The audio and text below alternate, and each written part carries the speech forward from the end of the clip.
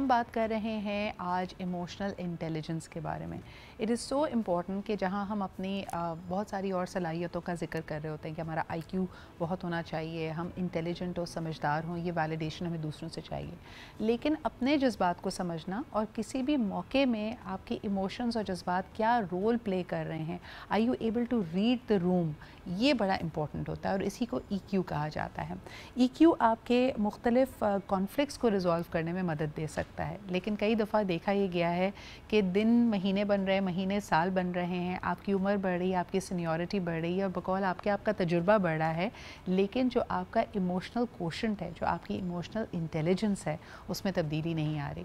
तो अपनी emotional intelligence को बढ़ाने के लिए हम क्या कर सकते हैं, ये आपकी लाइफ, आपकी प्रोफेशनल और पर्सनल लाइफ में आपको किस तरह इम्पैक्ट कर सकती है, किस तरह ज़्यादा कामयाब और एफिशिएंट बना सकती है। आइए ज़रा इस पे बात करते हैं। हमारे पास एक ज़बरदस्त पैनल है। फर्स्ट एंड फॉरमोस्ट ही हमारे साथ अनम अली मौजूद हैं, who's a mind sciences counsellor and a life coach. बहुत शुक्रिया अनम आपके आने का। और आप ही के साथ तशरीफ़ रखते हैं a very favourite Samad Abbas, who is very active with his trainings these days और पर्सनल कोचिंग भी ये करते हैं। If you want to get in touch with him, so both of our experts today are available. इनके social media पे जाएँ, get in touch. And DIY का मेरा ख्याल में टाइम गुजर गया है, अब 2025 में if you can get expert opinion and advice and help, go for it. क्या हाल चाल है आप लोगों के? Very happy new year to both of you. 2024 में वर यू ट्राइड इमोशनली, तुम्हें ऐसा लगा कि बड़ा चैलेंजिंग साल रहा है जज्बाती तौर पे? आई थिंक डेफिनेटली ओवरऑल अगर देखा जाए एनवायरनमेंट का एक बहुत बड़ा इम्पैक्ट होता है आपकी मेंटल हेल्थ के ऊपर, आपके इमोशंस के ऊपर। आई थिंक जिस सोशल मीडिया रेस में हम ऑलरेडी हैं, वहाँ पे ऑलरेडी हसल कल्चर, बहुत ज़्यादा कंपैरिजन मेंटालिटी बिल्ट हो रही होती है। As a coach, as a trainer, somehow मैं भी कभी कभार इमोशनली ट्रिगर हो रहा होता हूँ देख कर के, यार कहीं मैं पीछे तो नहीं, कहीं जो मैंने अपने गोल्स सेट किए हैं, क्या मैं उन गोल्स को अचीव कर पा रहा हूँ, नहीं कर पा रहा, मैं दूसरों को तो हेल्प कर रहा हूँ, कहीं जो चीज़ें मैंने प्लान आउट की हैं वो कहीं प्रायोरिटीज़ तो मैं सेट नहीं कर पा रहा। तो आई थिंक ये चीज़ मुझे इमोशनली अक्सर ट्रिगर करती हैं। लेकिन as a coach, as a consultant, जब आप दूसरों के साथ काम कर रहे होते हैं, आप अपने आप को मेंटली अपग्रेड कर रहे होते हैं, आई थिंक EQ को बेटर करने का जो मुझे सबसे अच्छा फॉर्मूला लगता है कि अपने IQ पर काम करते रहें। आप अपने आप को मेंटली जब अपग्रेड करते रहेंगे तो आप इमोशंस आपको इतना ट्रिगर नहीं कर पा रहोगे। It's just because mind set, new thoughts, new frameworks, novelty कहीं ना कहीं आपको हेल्प कर रही होती है आपके इमोशंस को कंट्रोल करने में। अच्छा, आप किसी भी पॉइंट पे ज़िंदगी में नए न्यूरो पाथवेज बना सकते हैं अगर आपका एक ख़ास नज़रिया है चीज़ों को देखने का, and it is not working for you, then you have the power to change it. लेकिन अनम, बड़ी इंटरेस्टिंग बात यह है कि हम दूसरों को ऑब्जर्व करते हैं। लाइक मैं ये कह सकती हूँ कि अनम जज्बाती है, या समद को गुस्सा ज़्यादा आता है, whatever we want to put labels on other people. हमारी अपनी सेल्फ अवेयरनेस बहुत कम होती है, अपने आप को इमोशनली भी हम अंडरस्टैंड नहीं करते। Is that true? It is true. और सदरा, जब हम बात कर रहे हैं ना इमोशनल इंटेलिजेंस की, तो थोड़ी सी चीज़ मैं ऑडियंस के लिए भी बताऊंगी कि इमोशनल इंटेलिजेंस कैसे डिराइव्ड हुआ। इमोशन और इंटेलेक्ट, तो वो दो चीज़ें साथ में मिली ना। अब जैसे आपने बात कही कि अगर हम सेल्फ अवेयरनेस की तरफ नहीं जाते या मुझे अपने ही इमोशंस को मैनेज करना नहीं आता, तो फिर मैं चाहे कितनी भी इंटेलेक्चुअल लेवल पर काम कर रही हूँ, अगर मुझे अपने इमोशंस को रेगुलेट करना नहीं आता तो फिर मैं कहीं ना कहीं नाकाम रहूँगी, कहीं ना कहीं बहुत सारे मामलात में मुझे मुश्किल होगी। जैसे अभी समझ ने भी ये बात कही कि फिर बहुत दफ़ा आपके अपने इमोशंस ट्रिगर होते हैं। अब ऐसे में सेल्फ अवेयरनेस सिद्रा कैसे आएगी? अच्छा, बहुत दफ़ा ऐसा होता है कि लोग ना सिचुएशन में इमोशनली कहीं कहीं इंटेलिजेंस दिखा देते हैं, बट ये डे टू डे की प्रैक्टिस है। You need to train your mind every single day कि मैंने कैसे अपने इमोशंस को रेगुलेट करना है। क्योंकि ये एक बहुत ही फेमस सी सेइंग भी है कि जब आपको अपने इमोशंस का अंदाज़ा होने लगता है, आपको पता होता है कि ये मेरी स्ट्रेंथ्स हैं, यहाँ मेरी कमज़ोरियाँ हैं, ये वाली जब सिचुएशन आती है तो मैं वाकई ही जज्बाती हो जाती हूँ या हो जाता हूँ। अच्छा, तो फिर दूसरों के साथ हमें डील करना आसान हो जाता है। दुनिया भर के अगर आप रिलीजन्स को देखते हैं और स्कूल्स ऑफ थॉट को देखते हैं तो वो आपको डिटैचमेंट थ्योरी के बारे में बताते हैं। यानी देखें, दूसरों के कोई भी रवैया या कोई भी चीज़ अगर आपको जज्बाती तौर पे इम्पैक्ट कर रही है, there is very little control. जैसे अगर आपको गुस्सा आ रहा है या आपकी किसी बात से मैं ट्रिगर हो रही हूँ, I have no control over you, I have no control over you, लेकिन what I have control over is my own response to it. मुझे बड़ा अच्छा लगा कि स्टोइक जो स्कूल ऑफ थॉट होती है उसमें एपिक्टेटस नाम के एक फ़िलासफ़र हैं जिन्होंने कहा कि it is not about what is happening to you, it is how you respond to it. कि आपकी ज़िंदगी में जो इर्द गिर्द हो रहा है वो अहम नहीं है, आपका जो उसके ऊपर रद्द अमल है वो बड़ा इंपॉर्टेंट है। But that is the most difficult part. I mean, we get triggered and we feel it is our right to react. ऐसे बात जब ना जैक कैनफील्ड ने भी इस फॉर्मूले को बड़ा अच्छा फिगर आउट किया, E+R=2 का इवेंट्स आपके हाथ में नहीं होते हैं एंड रिस्पॉन्स आपके हाथ में होता है और आउटकम भी आपके इवन कंट्रोल में नहीं है। मैंने जो लाइफ में देखा, मैं अक्सर ट्रेनिंग्स में इस मॉडल को डिस्कस कर रहा होता हूँ टेक्सटाइल्स के साथ, ब्रांड्स के साथ, कि बाज़ दफ़ा हम ई को जो है ना वो आर बना देते हैं। E is not 90%, E is just 10%, whatever is happening it's just 10। हमारा रिस्पॉन्स ही मेजर होता है। लेकिन अगेन क्योंकि हमारा इंटेलेक्ट और हमारी जो पर्सपेक्टिव है हमारे रिस्पॉन्स के बारे में बहुत लो है, हम ये नहीं समझ आ रहा कि अगर हम अपने रिस्पॉन्स को बढ़ाएं तो we can do miracles, you know. Humans are do, मतलब इंसान की जो ताकत है वो बेबुनियाद है, बहुत ज़्यादा है, लेकिन वो अपने रिस्पॉन्स पर भरोसा नहीं कर रहा होता, लिमिटिंग बिलीव्स हैं, कहीं ना कहीं वो समझ नहीं पा रहा होता कि अगर वो रिस्पॉन्स को बढ़ाएगा तो ही आउटकम्स बढ़ेंगे। हम रिलाई कर रहे होते हैं एक्सीडेंटल माइंडसेट पे। I think a lot of individuals I met these days, they want to do a lot of things but they believe in law of accident. They were like कोई आके बता देगा, कुछ ना कुछ हो ही जाएगा, नो, कोई ना कोई मेरी माइंड में गोल लिखता रहूँ लेकिन उसकी एक्शन प्लान्स नहीं है।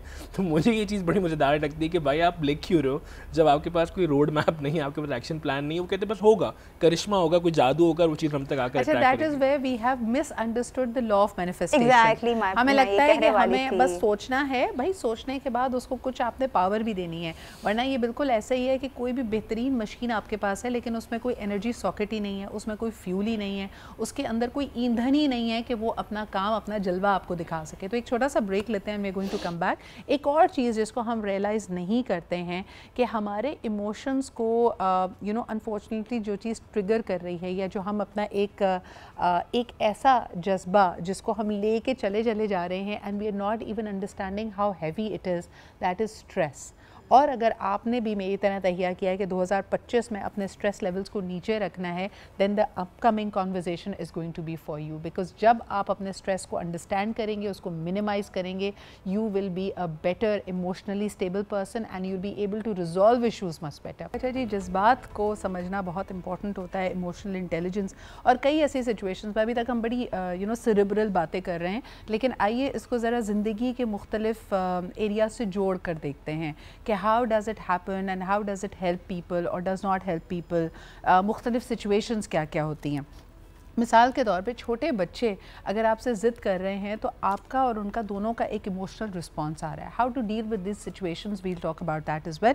लेकिन सबसे पहले आप प्रोग्राम में वेलकम करते हैं नैना को, who is a very talented actor and she has worked in a number of hit dramas and serials. Today we are very happy to have her here, और ख़ास तौर पे इसलिए भी क्योंकि actors need to emulate and need to you know get into a certain emotion जो हो सकता है उन्होंने ज़िंदगी में कभी महसूस ना किया हो, लेकिन कैरेक्टर की या स्टोरी की डिमांड है। So how is it easy, is it difficult? देखने में जितना ही आसान लगता है, I am sure in practice इतना आसान होता नहीं है। अस्सलाम वालेकुम and very good morning to you Naina, कैसी हैं आप? वालेकुम सलाम, मैं बिल्कुल ठीक हूँ, आप बताइए। नैना, हाउ, यानी कुछ इमोशंस तो यकीनन आपने ज़िंदगी में बहुत ज़्यादा खुशी या गम महसूस किया होता है, लेकिन एक सर्टन कैरेक्टर जो आपकी अपनी पर्सनालिटी से मुख्तलिफ हो, उसका इमोशनल रिस्पॉन्स किसी भी हवाले से कि भाई वो बहुत जज्बाती हो गया, उसे बहुत गुस्से में कोई बहुत अनोखी हरकत कर दी है, ये इस स्टेट ऑफ माइंड में जाना, इसको यू नो दिखाना, इसको विजुलाइज करना कितना मुश्किल या आसान होता है, and how are you able to do that? कोई मेथड है आपका?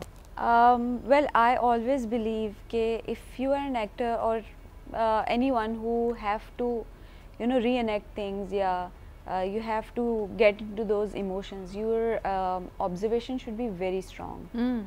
तो an actor especially, उनका जो learning process है, it never stops. Yes. Because we never know कि हमारे पास कौन सी स्क्रिप्ट आने वाली है या क्या कैरेक्टर आने वाला है। तो keep your eyes open, just keep looking and observing things, people especially. Even अगर आप रोड पे जा रहे हैं, आपके घर में कोई आ रहा है, 1000 चीज़ें होती हैं।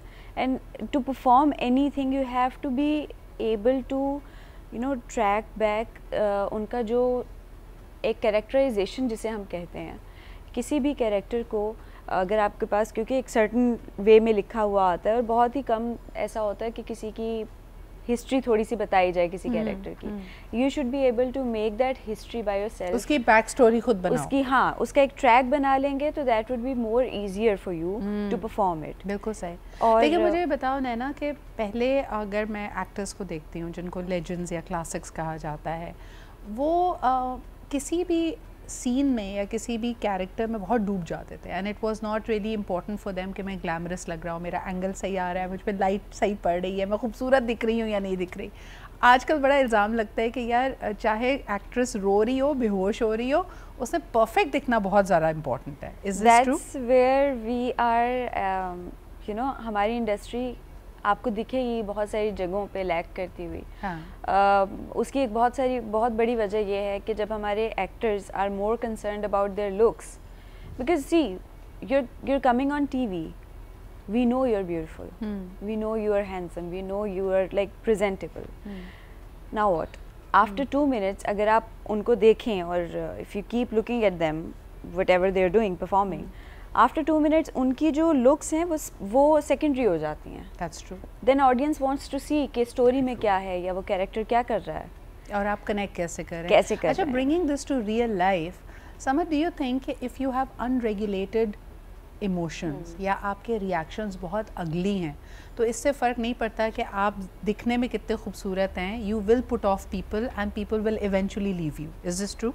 ऐसे इन दी एंड बिकॉज जो उन्होंने नए बात किया, एग्जैक्टली एग्री विद दैट कि आपका जो फर्स्ट इंप्रेशन होता है ना उसका बस कुछ अरसे तक तो एक असर रहता है, हाँ. लेकिन इन द लॉन्ग रन आपके बिहेवियर में कितनी सस्टेनेबिलिटी है। yes. आई थिंक आजकल रिलेशनशिप इशूज़ बहुत बड़े, हमारे यहाँ बिजनेसेस में बहुत ज़्यादा इशूज़ जो मैं देख पा रहा हूँ, बिकॉज इमोशनल सस्टेनेबिलिटी नहीं है लोगों के अंदर। छोटी सी मिसाल है ना, आप हर लड़की को जो 20s में है ना उससे पूछें कि उसका आइडियल लाइफ पार्टनर कैसा, तो कहेगी गुड लुकिंग इंसान हो, टॉल हो, हैंडसम हो। लेकिन अगर ये टॉल और हैंडसम में टॉक्सिक ट्रेट्स हैं और वो बड़े अगली रिएक्शंस दे रहा है, उससे अपना गुस्सा रेगुलेट नहीं हो रहा, वो हद से ज़्यादा पोजेसिव है एटसेट्रा, कहीं पे भी जिस बात ही एक या इनसिक्योर है, तो फिर वो लास्टिंग नहीं होता, फिर उसकी खूबसूरती का क्या करेंगे। और सिद्रा, फिर जो बात अभी आपने शुरू में कही थी कि जो स्ट्रेस है वो फिर दोनों तरफ होता है। अच्छा, इसमें मैं एक छोटी सी चीज़ ऐड करूंगी नैना की और समत की बात को ही आगे बढ़ाते हुए कि इमोशंस को हम क्यों नहीं रेगुलेट कर पाते। एक बड़ी सिंपल सी चीज़ है, मुझे बड़ी अच्छी लगती है जब भी हम इमोशनल इंटेलिजेंस की बात करते हैं ना, मेरा ख्याल है इस एक जुमले में समझने वालों के लिए पूरी एक कहानी है अगर वो समझ लें तो, कि लोग अमूमी तौर पर ये भूल जाते हैं कि आपने उन्हें क्या कहा, लेकिन लोग अक्सर ये याद रखते हैं कि आपने उन्हें कैसा महसूस करवाया। सो अगर हम बात कर रहे हैं इमोशनल इंटेलिजेंस की, तो इमोशन अगर मुझे और आपको एम्ब्रेस करता है होलसमली, तो इंटेलेक्ट वहाँ पर हमें थोड़ा सा काम करता है, थोड़ा कंपोज करता है और हमें समझ आता है कि हम दूसरे को महसूस कैसा करवा रहे हैं, फिर चाहे वो बच्चा हो, चाहे आपके दफ्तर में कोई शख्स हो, चाहे आपके रिलेशनशिप में हो, क्योंकि ये चीज़ जो है ना वो लॉन्ग टर्म में जाकर एक इम्पैक्ट डालती है। लोग कभी नहीं भूलते कि एक चीज़ जो मैं यहाँ पे बात करना चाह रही हूँ, I want to start with women. मुझे बहुत अच्छा लगता है कि ख़वातीन हर शोबाए ज़िंदगी में आगे बढ़ रही हैं, हर प्रोफेशनल, अगर आप इंस्टीट्यूशन में जाते हैं आपको एक बड़ी तादाद ख़वातीन की नज़र आती है। लेकिन हैविंग सेड दैट मुझे ऐसा लगता है समझ के जो ख़वातीन का ख़ासा था ना कि वो इमोशनली मैच्योर होती थी, we are leaving that behind. अब मैं देखती हूँ कि लड़कियाँ जो एकेडमिकली बहुत क्वालिफाइड हैं वो ऑफिसेज़ में भी they are acting very emotionally immature. यानी बॉस ने कुछ कह दिया, रोना आ गया, HR की किसी बात पर गुस्सा आ गया तो 2 दिन तक हमने काम नहीं किया या छुट्टी करके बैठ गए। यही हम रवैये देख रहे हैं अपने ससुराल में या ज़िंदगी के मुख्तलिफ और लेवल्स पे भी। Why are women and girls becoming so emotionally immature? उसकी वजह ये है सिद्रा, अगैन कहूँगी 3-4 चीज़ें हैं। एक तो वो कि आपका जो इंटरपर्सनल रिलेशनशिप है वो शुरू से कैसे बना है लोगों के साथ, आप किस तरह के लोगों के साथ इंटरेक्ट कर रहे हैं। उसकी वजह ये सिद्रा कि आप नोटिस कीजिएगा कि जब हम मुख्तलिफ़ किस्म के लोगों के साथ मिलते हैं ना, तो हमें सिर्फ अपने इमोशंस को रेगुलेट करने का मौका नहीं मिलता, हमको ये भी पता चलता है कि अच्छा ऐसी भी प्रॉब्लम हो सकती है, लोग इस वजह से भी परेशान हो सकते हैं। सिर्फ ऐसा नहीं है कि मेरी ही इर्द गिर्द की जो प्रॉब्लम्स हैं शायद उस पर ऐसे रिएक्ट करना होता है। But are they trying to act innocent? किसी ने क्या हमारे दिमागों में ये डाल दिया है? क्योंकि कई दफ़ा मैं कैरेक्टर्स इस तरह के ना ड्रामों में भी देखती हूँ। एक लड़की है, वो यानी दुनिया भर की उस पर मुश्किलें हैं, वो पढ़ी लिखी भी है, वो एम्पावर्ड है, अब मैं क्या करूँ, अकेली बैठ के एक मोनोलॉग चल रहा है, रो रही है, कुछ बता नहीं पा रही है। ये कंफ्यूजन की स्टेट में लड़कियाँ क्यों हैं? सी आई वुड ऑलवेज टेल कि हम अपने, वो लड़कियाँ हो या लड़के हो, हम अपने बच्चों को इमोशनली डेवलप होने ही नहीं देते। हम खुद से उनके लिए इतनी हर्डल्स क्रिएट कर देते हैं कि वो ट्राई एंड एरर के पैटर्न से चल रहे होते हैं अपनी लाइफ पे। सही, हम भी इसी तरह चले हैं। सही। बट द थिंग इज़ कि अगर आप ड्रामा इंडस्ट्री की बात करती हैं तो दैट आई वुड से कि it all goes to the writers basically, because this is what they write and eventually we have to perform it. But the thing is कि इन रियल लाइफ जहाँ हम problem ये वाली देख रहे हैं, emotionally we are not developing, we are not mature enough. That's because कि हम लोगों को वो माहौल नहीं दिया जाता जहाँ हम अपने इमोशंस को रियलाइज़ करें, उनको प्रोसेस करें और फिर उनको एक्सप्रेस करें। अच्छा, अनफॉर्चुनेटली हमारी कहानियों में ये जो टॉक्सिक रवैये दिखाए जा रहे हैं, हम इसी को रिक्रिएट कर रहे हैं। लाइक एक घर में एक शख्स है जो बहुत जज्बाती है, जो बहुत गुस्सा करता है, और हम ये देख रहे हैं कि उन कहानियों में यही दिखाया जा रहा है कि everybody is taking that bad behaviour, everybody is trying to एक रबर ग्लव पहन के उसको मैनेज करने की कोशिश कर रहा है, कोई उसको कॉल आउट नहीं कर रहा उसके बुरे बिहेवियर पे। असल में हमारे यहाँ, मैं हमेशा इस बात पे बिलीव करता हूँ कि हमारे कॉन्शियस कंजम्पशन नहीं है। हम कंटेंट को बहुत कॉन्शियसली कंज्यूम नहीं करें। हम ये बात I love this line by Michael Jordan coach, वो कहता है गर्दन के नीचे क्या जा रहा है ना, हम बहुत तवज्जो दे रहे हैं यार, कौन सा समोसा, कहीं आलू गलत तो नहीं तला हुआ, थोड़ा सा भी आप कोई बच्चे को भी कॉकरोच नज़र आ जाए ना खाने के आसपास, वो नहीं खाएगा। लेकिन when it comes to thoughts, when it comes to आप किन लोगों के साथ बैठ रहे हैं, when it comes to specially the content, you know, मैं गलती से भी कभी एयरवाई और जितने ड्रामाज हैं, मैं कभी यूट्यूब पे जाता हूँ, देखता हूँ उनकी व्यूअरशिप देखता हूँ, और मैं देखता हूँ कि एक दिन में कितने लोग व्यू कर रहे हैं। एंड सम कभी कभार देखने का दिल करता है कि what kind of content is producing. कभी कभार देखता हूँ, रिव्यू करता हूँ, तो मुझे लगता है कि हमें अंदाज़ा भी नहीं है कि इसका इम्पैक्ट कितना डेविस्टेटिंग आ रहा है सोसाइटी के ऊपर।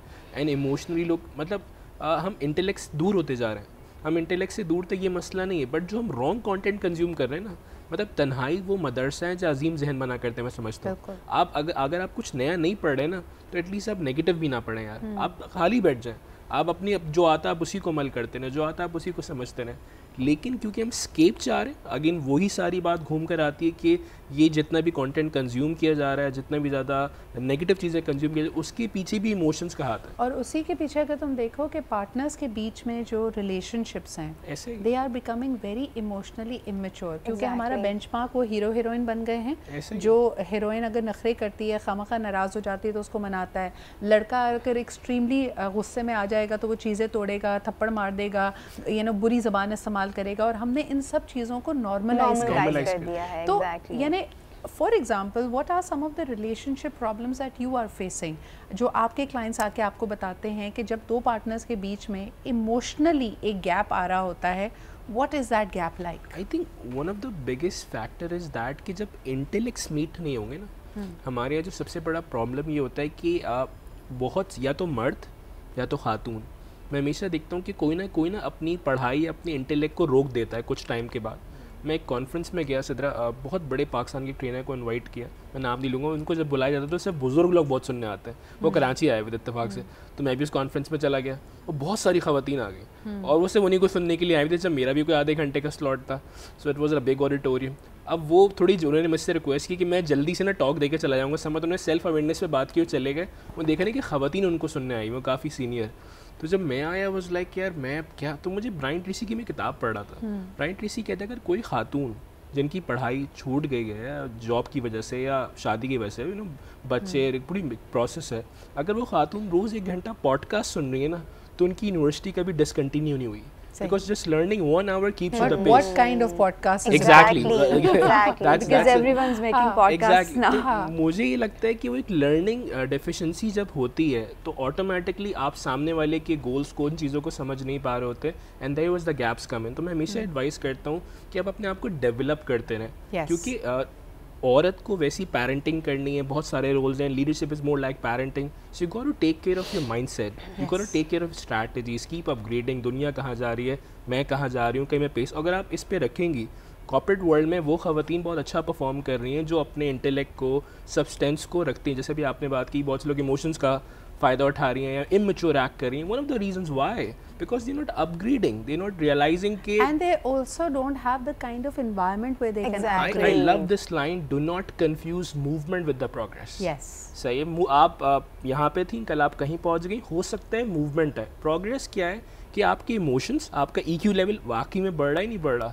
प्रोग्रेस क्या कि आपका सब्सटेंस बढ़ रहा ही नहीं बढ़ रहा। तो this is what I believe. I think when we talk about the substance और इमोशंस के बारे में भी पता होना, कई दफ़ा वी एक्सपीरियंस इमोशंस लेकिन हमें ये भी नहीं पता होता कि हम वो क्या जज्बा है जिसको महसूस कर रहे हैं। मिसाल के तौर पे जब आपको गुस्सा आ रहा होता है, at times it can be grief, it can be sadness and it is masked as irritation and anger. अच्छा जी, sometimes your emotions are masking themselves as other emotions और आपको इसका पता भी नहीं होता। मिसाल के तौर पे आपको आ रहा है गुस्सा, आप फील कर रहे हैं irritated, लेकिन हो सकता है it is more about your frustration or your anger or your grief. Sorry, anger तो है, उसके पीछे कोई उदासी, कोई grief हो सकता है, कोई trauma हो सकता है। So understanding कि आपका कौन सा emotion trigger हो रहा है और उसको आप conflict resolution में कैसे इस्तेमाल करें, हम ज़रा इस पे बात कर लेते हैं।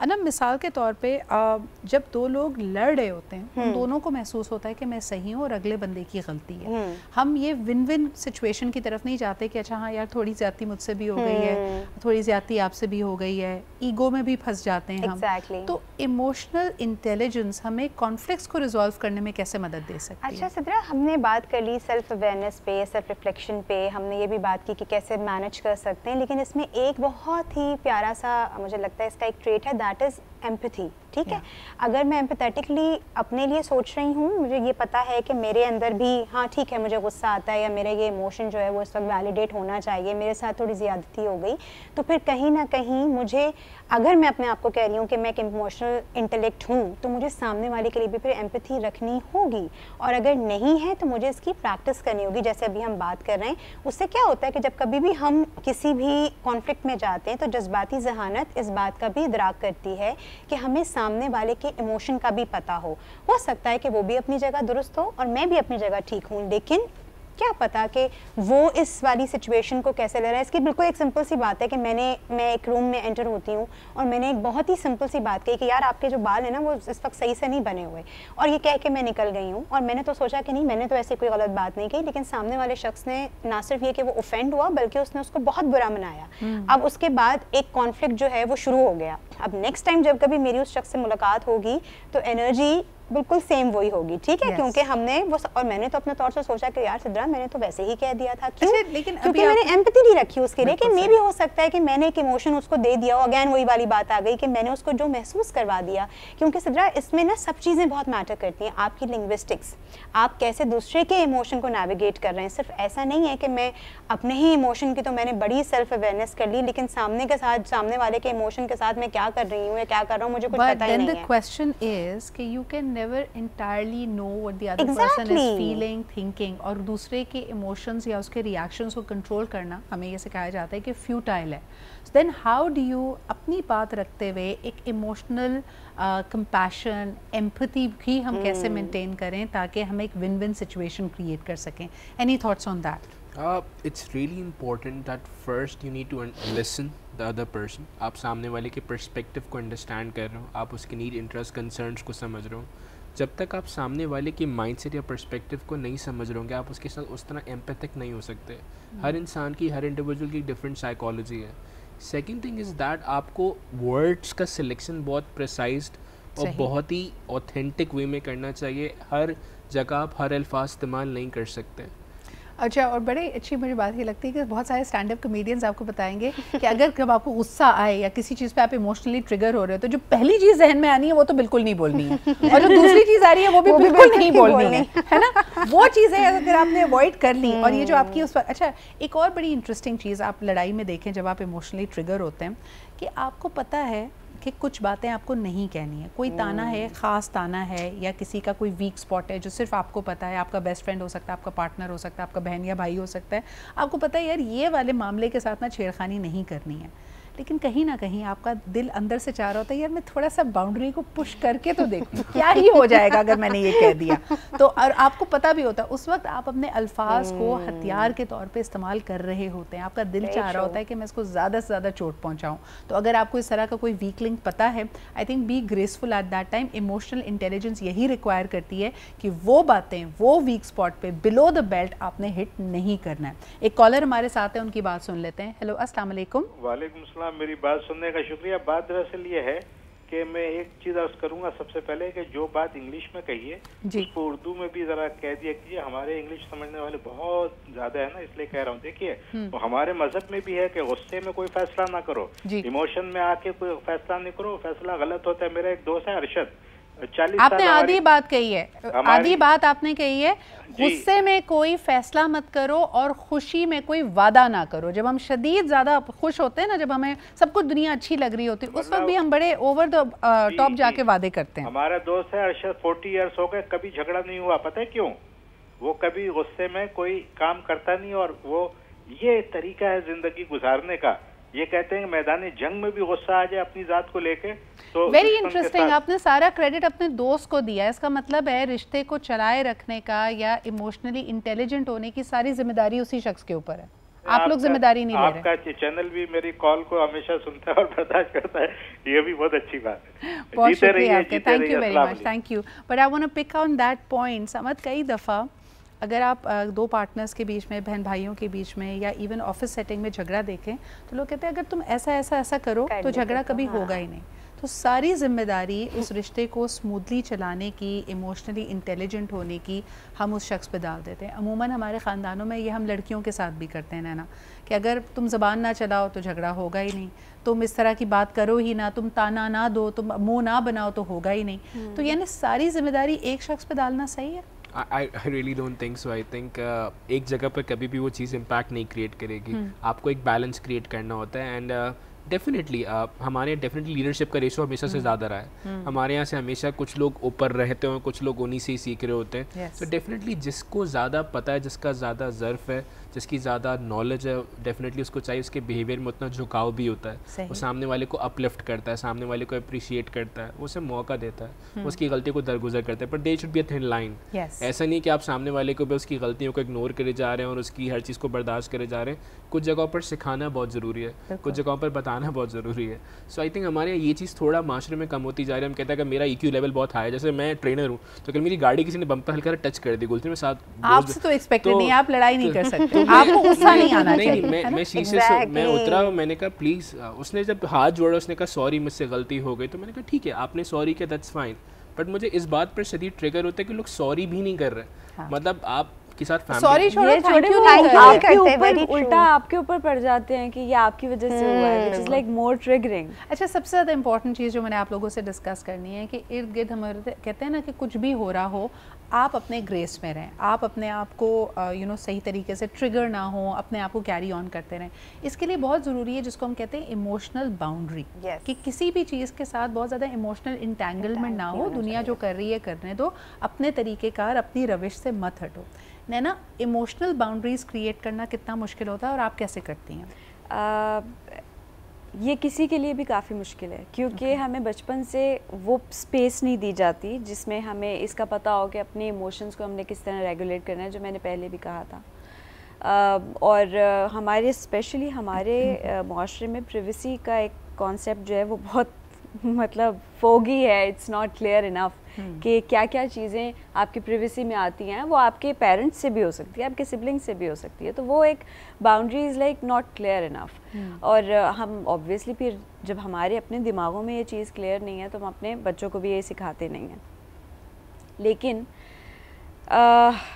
काफ़ी सारी चीज़ें होने के बाद I learned in my life कि दीज आर द बाउंड्रीज जहाँ से नो वन शुड एंटर। अच्छा, इसमें कंफ्यूजन है। आमतौर पर लोग ये समझते हैं कि इमोशनल बाउंड्री का मतलब है कि मुझे कुछ महसूस ही ना हो, यानी अगला कुछ भी कर रहा है मुझे गुस्सा आ ही नहीं रहा। भाई ऐसा निर्वाणा तो अचीव करना बहुत मुश्किल है।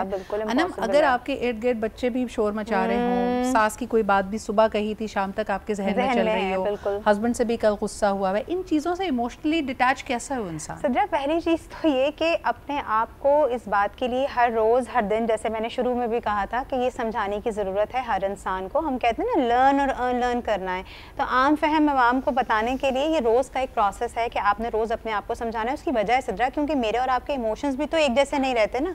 हो सकता है कि सुबह में बहुत मुझे वो बात बुरी लगी हो, लेकिन शाम तक आते आते हो सकता है कि वो इमोशन मेरा चेंज हो जाए। तो पहले तो आपने अपने उस इमोशन को भी देखना है कि मैं उसको कितने दिन तक लेके रखती हूँ, कितना अरसे तक मैं उसको महसूस करती हूँ। फिर एक सबसे सिंपल सी चीज़ कि इमोशनल बाउंड्री बनाना, जैसे आपने कहा, ये बिल्कुल नहीं है कि आपने अपने आप को बिल्कुल डिटैच कर दिया और आप एक रोबोटिक लाइफ गुजार रहे हैं, ऐसा नहीं है। आपने ये अंडरस्टैंड करना है कि हाँ ठीक है, ये एक बाउंड्री है, यहाँ तक मैं इतना महसूस करती हूँ। सामने वाले का इतना इख्तियार नहीं होना चाहिए कि जो मेरा अपना इमोशन है, जैसे फॉर एग्जांपल मैं किसी वक्त बहुत इमोशनल महसूस कर रही हूँ, तो मुझे पता है कि अब ये मेरा इमोशनल वाला टाइम है, तो एटलीस्ट मैं अपने तौर से क्या कर सकती हूँ कि मैं कहती हूँ, ये जो एक टर्म हमने यूज़ कर ली ना इमोशनल बाउंड्री, ये एक बाउंड्री नहीं होती, इसकी ना बड़ी सारी लेयर्स हैं और वो लेयर्स आपको अपने तय बनानी होती हैं। ऐसा नहीं होता कि आपने एक्सटर्नली एक बाउंड्री क्रॉस कर दी और आपने कहा जी मेरी बाउंड्री हो गई। आपने अपने आप को उससे लेयर करना होता है कि ठीक है, अगर मैं इस वक्त फील कर रही हूँ तो व्हाट कैन आई डू, मैं दूसरे से इतना इफेक्ट ना हूँ ताकि वो चीज़ डबल मुझे ट्रिगर ना करे। अगर मैं इफेक्ट हो रही हूँ, इफ समथिंग इज अफेक्टिंग मी, तो मैं अपने रिएक्शन को एटलीस्ट कंट्रोल करूँ कि अगर ये मुझे अभी मैं गुस्से में कोई ऐसी बात ना कह दूं जो इस चीज़ को मजीद बढ़ा दे। Is that what is an emotional boundary? I think आपको कम्युनिकेट करना ज़रूरी है जी, बट अगेन बाज़ दफ़ा मुझे जब ऐसा कुछ महसूस हो रहा होता है तो मैं कुछ ना कुछ कम्युनिकेट कर देता हूँ, बट इस तरह के सामने वाले को बात भी समझ आ जाए, मेरे अंदर से इमोशन भी प्रोसेस हो जाए, या स्पेस ले लेता हूँ। बट कई दफ़ा स्पेस हम लेते नहीं है, हमें लगता है कि हमें फ़ौरन ही रिएक्ट करना है, and that also creates a very very big issue. बहुत बहुत शुक्रिया, हमारे साथ अना मौजूद थी, समद अब्बास हमारे साथ थे और नैना थी। It was a pleasure to talk to all of you and to learn about your experiences. इसी के साथ जी हमें इजाज़त दीजिए, इंशाल्लाह कल आपसे फिर मुलाकात होगी। अपना बहुत ख्याल रखें, खुदा हाफ़िज़।